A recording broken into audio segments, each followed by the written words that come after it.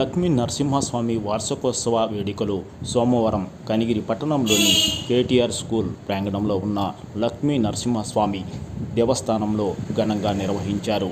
ఉదయం స్వామివారి పంచామృతం అభిషేకం వైభవంగా నిర్వహించారు.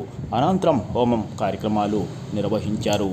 స్వామివారి కళ్యాణం ఘనంగా నిర్వహించారు. అనంతరం జరిగిన స్వామివారి పల్లకి సేవల కార్యక్రమంలో భక్తులు విరివిగా పాల్గొన్నారు.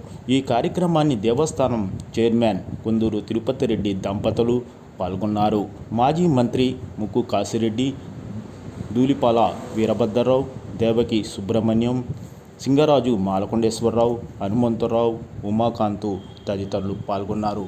ఈ కార్యక్రమం అనంతరం భక్తులకు తీర్థ ప్రసాదాలు దేవస్థానం కమిటీ అందజేశారు.